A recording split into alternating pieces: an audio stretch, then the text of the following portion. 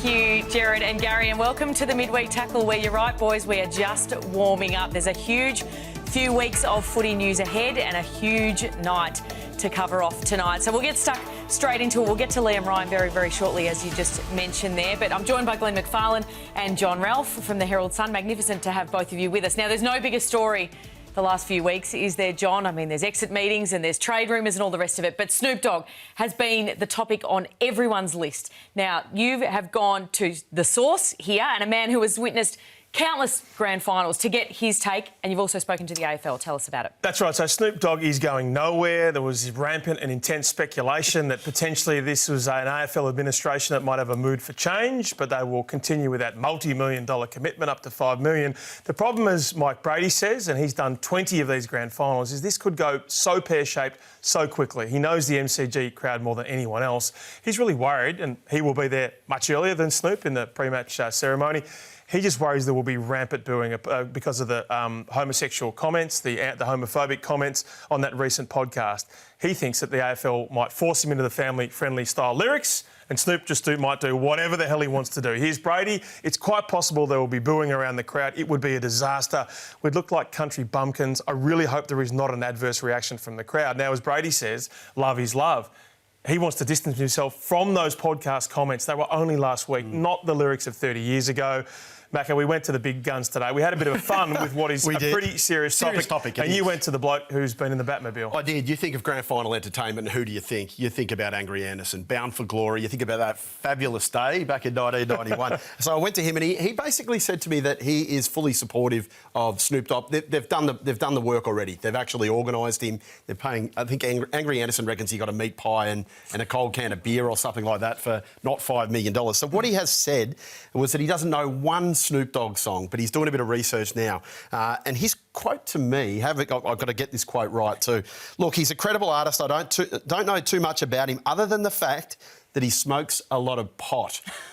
Not sure. That's the end of quote two there. I'm not sure the AFL will be that raft with that, but what Angry is saying is no booing. And I think, John, the important point is you're thinking there could be, on both sides, there could be people who are not happy that he's playing. And then there's people there who want him to play as Snoop Dogg, but he's not going to play as Snoop Dogg. Well, so we're going to have some, if he's going to have some toned-down lyrics, which we hope he does, it's going to be interesting, isn't it? Not to throw another spanner into the works, I think another layer to this potentially, Johnny, is that it could be Adelaide there on grand final day and an Isaac Rankin-less Adelaide there, no less, which is just another layer to it, isn't it? And if he's there, it's even more hypocrisy from the AFL. I think their view is that if you're going to hire a massive entertainer, they're going to probably have skeletons in their closet. You know, I just looked it up. Gene Simmons, the Kiss frontman, we saw them a couple of years back, said to have betted 5,000 groupies. Robbie Williams talked about his heroin addiction and had lyrics about cocaine. So we understand all those issues. This podcast was last week, and that's the issue only hours after the AFL Chief Executive and Andrew Dillon defended him as a philanthropist and a grandfather. We saw it again. Well, I think you've got to be worried. If you're Andrew Dillon, you're waking up every day, every morning, and you're looking at your phone. You're wondering what hand grenade could go off with Snoop Dogg. He's in the Caribbean, I think, at the moment on a world tour, so what could possibly go wrong in the Caribbean? So I think it is really a watch this space as we get further on. They've obviously got to lock into it. I think the penalties of getting out of it would be big, I would have thought. And we had a bit of fun with Mike and a bit of fun with Angry, but every person who's on that stage with him, every person who is there, every family group is going to be asked. And so the last thing the AFL wants is to be a bigger distraction than the actual grand final itself. That's right. John, now take us to Royal Parade. We mentioned exit meetings are happening thick and fast, of course, this week. Mad Monday is over with and it's time to get to the nitty-gritty. Now, the big breaking story this afternoon is that Jack Silvani is requesting out of Carlton. So take us inside this one, because obviously Tom de Koning is the other figure that is on the way out of Carlton, so certainly two big names. Yeah, that's right. So Carlton knew as recently as last week that this deal would never be signed. They offered him a 4-year deal in round 12, and we all know what happens when you wait 12 weeks and don't come back to the table to even renegotiate. So he officially told the club at the exit interview he would move on. It was a fair deal. 4 years, $650,000. He has offers that are very similar for both Collingwood and the Western Bulldogs. The Pies, the rampant early favourite. Essendon involved, not anymore. The Dogs think they're at least on level pegging. They won't pursue Stephen May as an option. Jack has had only one meeting with Craig McRae, as he said on 360. I haven't had a second meeting. No second dates? I don't know what to make of that. What I would say is the tables haven't necessarily turned, but the Dogs believe they're up to this one right up in their eyeballs. It's just not another free agent. This is a Silvani match. This is a Carlton family that's steeped in royalty at this footy club. It goes back to the 1920s when Sergio, Jack's grandfather, his parents came out from Italy in the 1920s and a few torpedoes away from... Look at this photo there. I was there the day that photo was taken. So this was taken by David Caird from the Herald Sun in 2015. So just as Jack, I believe, was about... We got the early jump on it and Carlton looked after us and we were out there and spent some time with the late Serge. And it just goes to show, doesn't it? It's not just a football story, this Jack leaving the club. Correct. As you say, it's his 3 generations of family. It is. And it's a family story. 100%. It's 679 games. It's 40 seasons. So this goes back. And you know, Serge grew up, you know, just round the corner, a couple of torpedoes away in Canning Street, Carlton.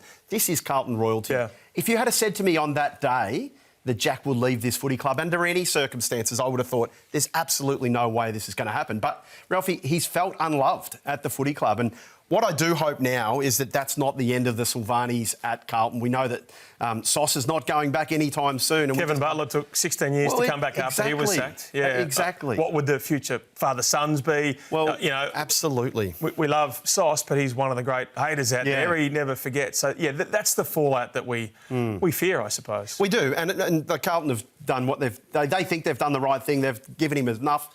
And he's obviously looked at it and said, I've got opportunities elsewhere. And this has probably been brewing for a while, I think, hasn't it, for quite some time. So, but it is sad. And I think back to that day in 2015 and think, how have we got to this position when Jack is playing as good a footy as he's ever played? Yeah, that's right. Incredibly sad, and still a lot of water to go under the bridge, as you said, John, as to where he lands now. So that's officially, he's out of Carlton. Tom de Koning, we are expecting in coming days to make that official too. And Charlie Curnow is the other one as well, a huge name who was pretty non-committal today. That's right. So Carlton were really interested in what he would have said at his exit interview. Now, he said as he left the club, I've already done my talking, as in, you know, a couple of weeks back when he said, I don't want to move from this football club. There's no doubt that he's interested in some way, you know, or interested in the idea of what a trade would look like. Whether he's demanding a trade, that's not the case right now. So it doesn't benefit anyone to give this one oxygen right now. So Carlton sits back, says we're not doing anything. Sydney gives their best offer at some stage in the trade period, and Carlton either laughs it out of court or they get interested. Tomorrow, the next domino falls. It does. Tomorrow, Tom de Koning will tell the Carlton Football Club. What we already know is that he's taking that big 8-year offer to go to St Kilda, and this has been brewing for a long, long time. I actually had a really good chat to Tom's brother Sam on the weekend, and we know he's in the midst of, a really important finals campaign, and he was terrific about what he expects that Tom's going to be able to put up with. He's going to have enormous pressure on him next year. Like, this figure is as high as almost any other figure you've got. He could be the hero, or he could be public enemy number one if Rowan Marshall leaves. And and that's a live opportunity at the moment. You'd think that he's no certainty to be there. The Saints are playing tough hardball at the moment. Yep. Does that happen in October? Yeah. So with that, he's basically saying that his brother is used to it. He's been through so much already this year. So Sam is saying that he's a laid-back kid who loves surfing, who switches off. He won't be worried by the pressure. He won't care about that. He'll just get on with the job. It's probably easier than said than done, but it is a really fascinating situation. He's got a great family, many siblings. I was there in the rooms on the weekend. Mum was sledging him as he got his 100-game portrait. He's very good value. Yeah, all those things there. His dad was just chill about it all. Yeah. So here's the good news for St Kilda fans. He was amongst the best players in the competition till round 9 as a bullocking, athletic ruckman. And then he got that throat injury, which saw him plummet from top 30 in the comp and the third best ruckman too, and also ran because why? He could barely breathe at times. He was so keen to get to 100 games, name on the locker. So the TDK that St Kilda will get next year is a bloke that's not gasping for breath, not one that looks like he's non-committal or checked out.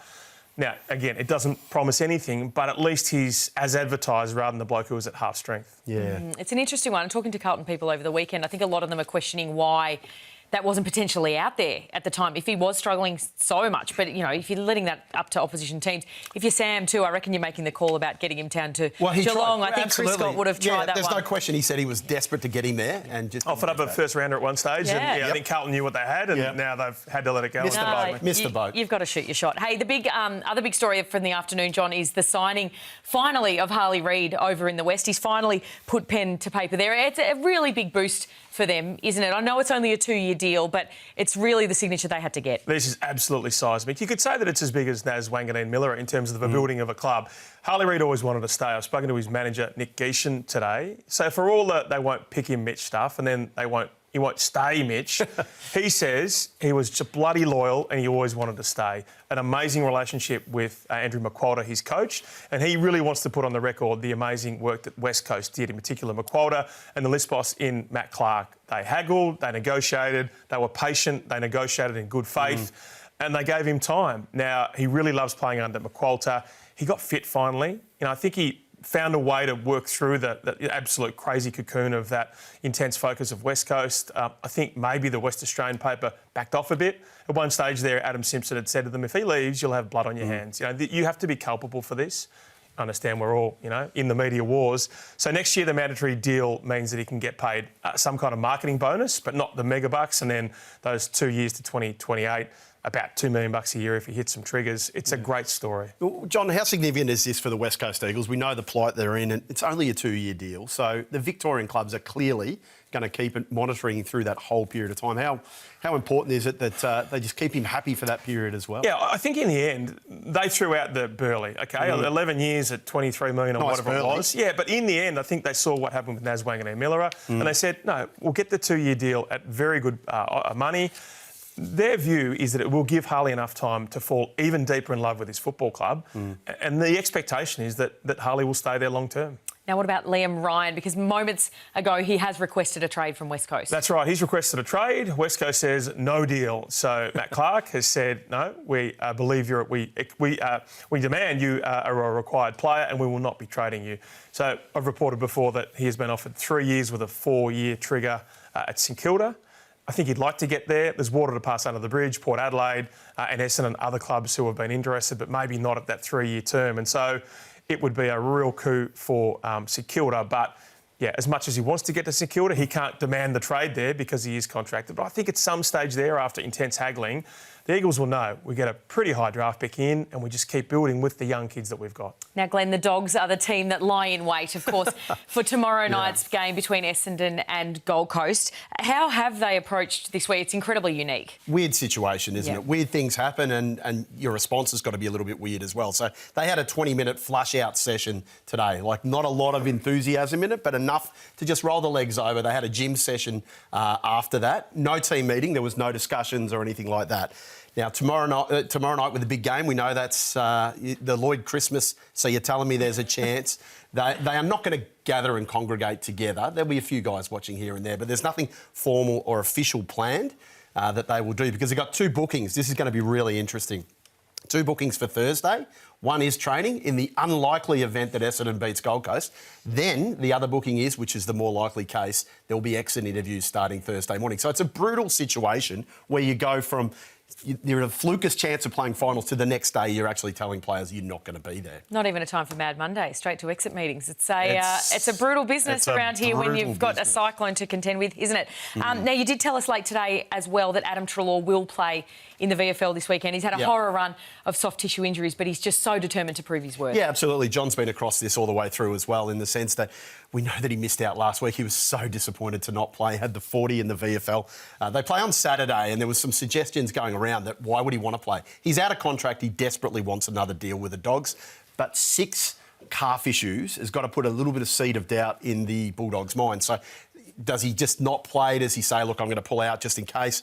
No, he wants to play. He made it very clear to the Dogs today that he wants to play. He's very keen to get out there and to show them why he can get through not only just this week, Saturday, but also to get through that finals campaign and hopefully win a new deal. And we just sort of hope he gets there because it'd be a great story if he could get another deal. I think they'd be crazy not to give him a deal. Now, it's not going to be the $800,000 or more that he's been on, but he's too talented a player there. Absolutely. And let's face it, their bottom 6 is not good enough right now. They got dominated in the midfield by Fremantle. At his best, he's an all-Australian player. He's a reigning all-Australian. Reigning all-Australian. Give him another deal on $250,000 and incentives to get him to $500,000. Absolutely. Yeah, you'd think so. Now, Glenn, the AFL Awards, of course, on Thursday night live on Fox Footy, headlined by the All-Australian squad. Now, tomorrow night's game throws another spanner in the works for that. Is there going to be another selection meeting? I mean, they've got to take that game into account, surely. As I said, strange days indeed. Most peculiar. When you look at it, they are going to meet together again, the All-Australian selectors on Thursday. They'll individually watch that game. They've picked the squad, let's be honest. I think it's their Mad Monday. I think that's what they're there for. They'll open up some beers on the Thursday morning. They'll watch the Gold Coast game on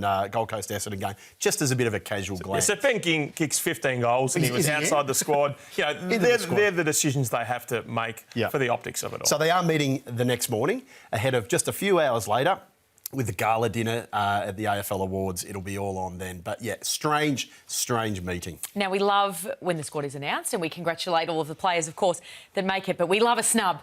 John, give us your headline there. If the AFL doesn't want snubs, then they shouldn't release this squad. It's there for the express purpose of us debating it, so that's what we do. There's a few around Norton who just think he is absolutely stiff. So 2 less goals than Ben King, but he's had so much more influence. Ben King kicks goals and that's all he does. He doesn't tackle, he doesn't chase, he doesn't do much else, he doesn't crash packs. To be honest, Sam Darcy played 17 games, so the trigger is 16 games and then you're eligible. One of them was injured very early and did the knee capsule. He was, unsighted on the weekend against Alex Pearce. So he's pretty lucky. Security fans are furious that Cal Wilkie's not in the team, and I can understand that. But what I love that the All-Australian team has done is they've brought in newbies from a team that's dominating in Worrell and Keane. It would be so easy to go back to the to the old stages. This team won the minor premiership and secured it. Well, they missed out, so great decision. Can I just say, X marks the spot. Where's Tristan Cherry in this team? Like, seriously, he had an outstanding year, was unbelievable. Unfortunately, got that suspension, which probably hurt him as well. But in a year when it's been the ruckman, hasn't it? The year of the ruckman. We've seen a renaissance of ruckman. Have a look at this squad there. He had to be in the squad. He may not be in the team, but he had to be in the squad. And I'm really disappointed that he carried that footy team through a lot of hard times. And you talk about the suspension. Well, Bontempelli and Darcy both played 17 games. So he played more than that. He had a couple of quieter games with a hamstring. But I just keep thinking, if I'm that All-Australian squad, who's the bloke I'd want to play alongside with, or the All-Australian 100%. Selectors? I think I'd love to play alongside him. He wouldn't be in the team, but I think he should have been in that squad. Now, one bloke who wasn't snubbed and who has carried his team through hard times, John, of course, is Max Gawn at Melbourne. He's made his intentions clear for what he wants to do next year. Yeah, that's right. He's very keen to be the captain again next year, which is fantastic. He's going to join the luminaries in the pantheon. Dangerfield, Ablett, Rashudo, Franklin, Harvey as 8-time All-Australians. It's insane. He thrives on the challenge, and let's face it, who else at the Melbourne Footy Club would really be the bloke to step up for him? So I think you look at, Cal Wilkie, does he take over from Jack Steele? Duggan and Allen, of course, to Liam Baker. That's ones I would imagine would be likely changes in captaincy. Yeah. Absolutely. And look, in that regard, you look at Max Gawn, I think this is going to be not a big call. He's the best ruckman I've seen. You've seen a lot, Mac, so you're a great Dean judge. Cox, I've seen Simon Madden, who's outstanding. Apologies, Simon. Apologies, Dean Cox. But what this guy has been able to do for his football club, both on and off the field, he's an outstanding player. What a great player. Now, the bye weekend from men's football brings us the Code Sports Rich 100, which we look forward to each and every year. This is a comprehensive look at, of course, the big pay deals across the AFL on Code Sports as part of this Rich 100. And I know both of you have been heavy into this over the last few weeks. Now, Glenn, you're kicking us off with Hawthorn. They are the club with the war chest, and it really is signalling that while they're right in the window, they could be ready to strike on a few fronts. Yeah, they're taking the Geelong model in a sense, in that they've paid a lot of their players unders, from a couple of years ago as well, and being able to do that, they're in the real window, John, to really attack. So they're ready to launch at the end of this year. No Harley Reid, we know that. No Zach Butters this year, we know that. He'll play on next year with Port Adelaide, but surely it's Operation Petrarca now, isn't it? That's got to be the situation now. They, if you have a look at they've only got 4 players in the Code Sport AFL Rich 100, 4 players. You compare that with Melbourne, who's got 8. The highest one is GWS, who've got 9. Collingwood have got 8. So you look at that. They're the only club that doesn't have a millionaire. Now, let's be honest. James Sicily is so close to being a millionaire that it's not funny. So he goes right to the border there. But every other club has got a millionaire. Hawthorn haven't. So they've got money to burn to actually get the right player and to move some players on as well, Ralphie. The only thing I would say is that Christian's a magnificent player, but his salary will hit $1.7 million at some stage. I'll just show you the graphic here. The most inaccurate forward in the competition this year. 18 goals, 24 behinds, 15 total shots missed. Some of them were rushed as a midfielder going forward at stoppages, but that's 18 goals from 57 shots. He's not the 2021 Christian Petrarca. He might be the best on the market right now, but they pushed him out of the midfield late in the season, whatever reason that was for. He's 30 in January, so it's a big decision when you go all in for whoever that player is. Yes, they can get that deal done with a future first, a current first, and a Scrimshaw or a Ward or a McKenzie. Absolutely. It's a big decision. you swing on that one, you don't want to miss. You look at Geelong and what they did. They paid everyone pretty much the same, and then they went out and got Jeremy Cameron, and they won a premiership 2 years later. So I think the Hawks, here's exactly what they need. If they could get him back anywhere near that, Good Christian's exactly what they need. Good Christian wins you a premiership. Absolutely no doubt. It's a big about risk, that. yeah. It is a big risk, but you know what? Footy clubs take risks, and the good ones make the right risk. And I think this is something that watch this space anyway. Now, one bloke who's pretty good himself, who didn't get mentioned there, of course, is Zach Butters. Like, I mean, could he be someone they go for? And I know Hawthorn's been linked to Ken Hinkley, and it could probably help their chase for the star midfielder, couldn't it, John? Is Ken Hinkley the teaser pony? That's what he'd have to be asking himself. So everyone wants him. Hawthorn wants him. There's talk about whether Melbourne might go for someone like a Brendan Lade as their new coach, and then we would get Kenny in, then we get Zach Butters in. I think Kenny's confident enough about his abilities to think, OK,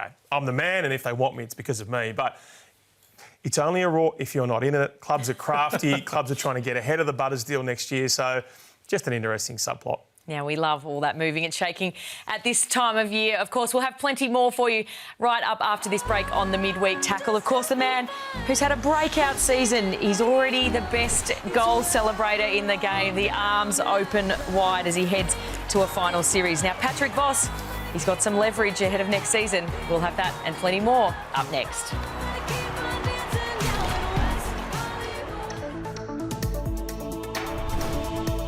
Welcome back to the Midweek Tackle. John, Patrick Voss, he's lit up the screens, particularly after those goal celebrations. He's unrestricted next year too, and he's got a bit of leverage. That's right. What a star, what a miss from Essendon. The VFL best and fairest, and they delisted him something like 30 days later. Why? He was not a good contested mark, and he wasn't a great kick, but he's so aggressive. He's got such upside. He said all the right things. Oh, look, it's fine. You know, Essendon delisted me. I'm not bitter. Let me roll the footage. He did tell some mates when he kicked his first goal against Essendon, I'm going to stick it up the coaching box there, which, of course, Brad Scott is in. As it turns out, there he goes, shrugs off McKay. McGrath, rather. There it is. It's only just a wonder the general crowd. Maybe he was just laughing it up with those who were formerly at Essendon as well. Players don't forget. So, the best thing, because he was delisted by Essendon, he is an unrestricted free agent. Every time he comes out of contract, he comes out next year. He's loyal. Those talks haven't started yet. So, he gets to Freo and he gets more money because Essendon delisted him. He has worked it out. He has won in every single way. And he's playing finals, which Essendon is not. That's incredible. Incredible story. I can't wait to see what he pulls out in the finals with those celebrations. Now, up north too, there's another small forward who's getting a lot of interest from rival clubs at the Suns. Malcolm Roses has got interest from 5 clubs. And in fact, he's actually met with or had communication with 5 clubs. What a crazy market it is for small forwards right now. It sure is. Richmond, Carlton, Essendon, Sydney, Melbourne. Essendon's also keen on Liam Ryan, but they won't get him. Brisbane players think Brandon Starstridge bound for the Eagles rather than Essendon. But to think, a player who's played 4 games this year, only 1 goal, and yet everyone wants a small forward there. So 5 clubs for Gold Coast, Malcolm Roses. Strange days indeed. It is, it is. Now, just a quick one before the Dreamtime game, and of course, Indigenous round kicks off this week in the AFLW. I've spoken to Rob Old, the Executive General Manager of Game Development, around these declining Indigenous numbers. So the AFL is announcing its new action plan for Aboriginal and Torres Strait Islander players from tomorrow. So this will be announced tomorrow. It's a 4-year plan. So they are acknowledging that they potentially need to change some things in the pathways. It has been a little bit of a one-size-fits-all approach on this side of things. And, you know, they're really going to tailor these programs now, particularly in communities with a high Indigenous population. They've identified 18 of these across the country where they really need to, customise these programs, make them a little bit more bespoke. They were probably a little bit rigid in how that they were rolled out. As I say, in an attempt to rise these numbers, we know that there's been a 17% decline in Indigenous players at the top level, Ralphie, since 2020, and this is something that they're finally recognising that they're going to get in and need to do something about. So what you do in the Coates League in Victoria at Oakley Chargers doesn't necessarily make sense in Broome. So get in there and be really smart and, as you say, tailored about these solutions. Yeah, that's exactly right. And all the way down to Auskick. You know, something that works at Auskick in Chelsea maybe doesn't work in Auskick in Darwin. So where they're held, what the program looks like and that sort of thing. So, and just while I'm on AFLW too, I've got to get this one in there, an update on Victoria Park, which we looked at a few weeks ago. I went out and had a look at the ground today. I wouldn't say that. I'll let you be the judge of these photographs and video. So this was a section in front of the benches that on Saturday when Collingwood played GWS was filled with sand and and then painted green, no less, to obviously mimic the effect of the grass. My understanding is that there were a number of players on Saturday that were actively avoiding the area. Now, I've spoken to the AFL. They are adamant that their turf inspectors have looked at it. It is safe, and the minute that it is not safe, they will move the game. So certainly a very close watch, isn't it? I want to be one of those turf inspectors. You just go out there, you give it a thumbs up, then you Let's go and have go. a smoko and everything's great. Go ahead, let's go. That's right. A massive weekend, of course, of AFLW with Indigenous round kicking off with Dreamtime in Darwin on Friday night. We'll be across all of that and all of the footy news at codesports.com.au and here on the Midweek Tackle. We'll see you next time.